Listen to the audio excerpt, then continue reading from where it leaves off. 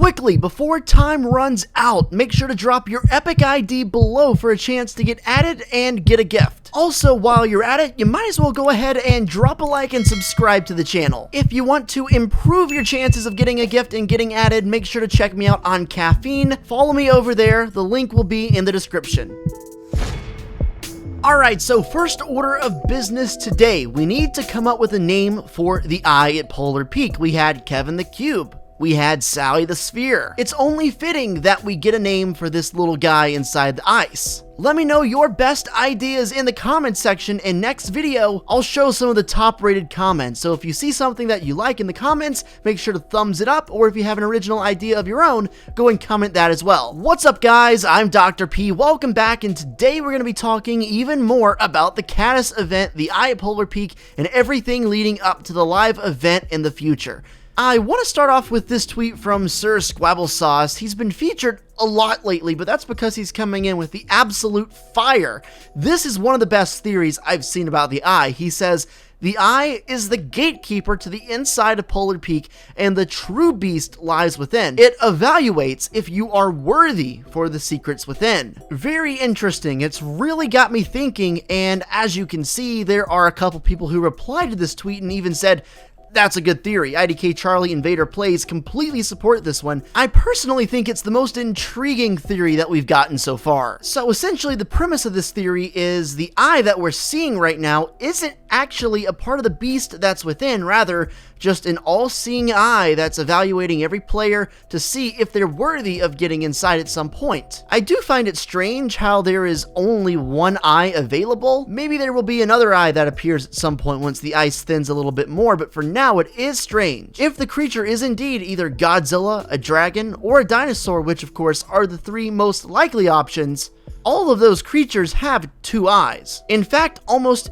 every creature ever to exist has at least two eyes. And that's the interesting part. Like I said, there could be another eye that surfaces up at some point, but it definitely is weird that only one eye is showing. I find it wild that only one would show up if the creature had two eyes. The eye also has an extreme interest in all players that are nearby because, as you know, the pupils dilate and the eye will follow you around and look at you if you're standing near it. So maybe that's the process of evaluating whether or not a player is quote-unquote worthy enough to know the secrets later in the season. Also, the eye never blinks. I don't know if you've noticed this, and truthfully, I didn't until very recently. It never blinks. It doesn't have eyelids. What kind of a creature never blinks? That is wild. This might be some kind of otherworldly being completely unrelated to the creature that's inside the iceberg. Something else that might be worth mentioning is the fact that Donald Mustard's location on Twitter says the eye. Now, I've said this before and mentioned it before,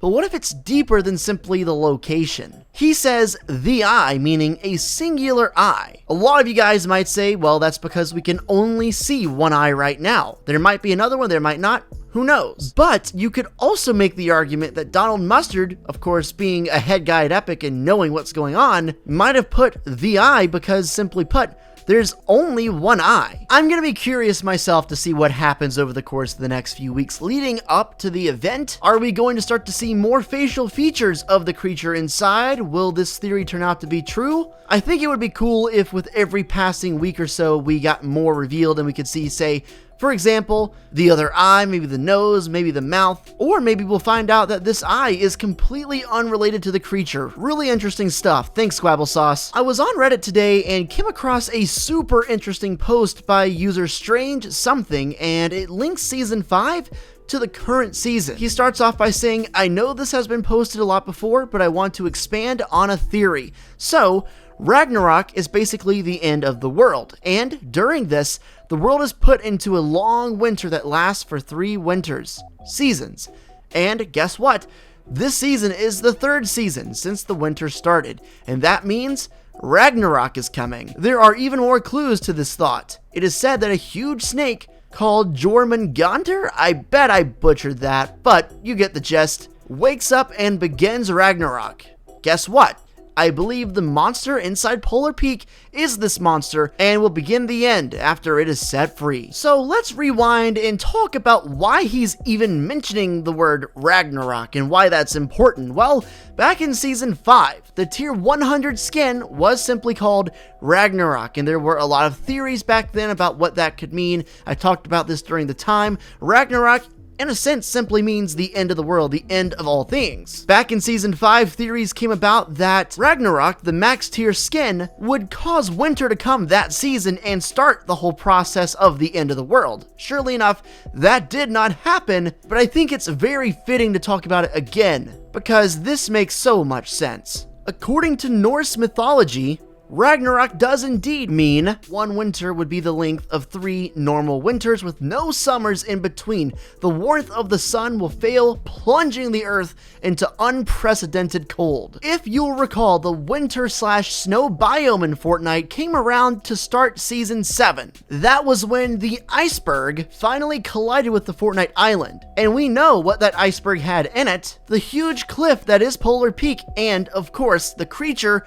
that's inside. It's been here for 3 seasons. Now, according to this theory, this would be the 3rd season and the final season if each season represented 1 winter, and we should be expecting the creature to come out this season, which of course we are, and that's why I think this theory makes so much sense, because it lines up perfectly with everything in Norse mythology right here. He also brings up the huge snake called Jormungandr, which again, I don't know if I'm saying that right, but I'm giving it my best effort. I get an A for that, right? According to Norse mythology, this giant creature wakes up and begins the process of Ragnarok and the destruction of the world. I can indeed verify this is true. If you take a look at this, Jormungandr is definitely a real beast, or at least, a fictional real beast, and it is confirmed that he is a sea serpent. If you'll recall, we've been talking about a sea serpent for several seasons at this point. If the creature inside Polar Peak is indeed a sea creature like that, then it would make sense why it was frozen, because it was in water. Willfully. Next up, we've got Koa Burgo, who says, what if this is just one of the monsters?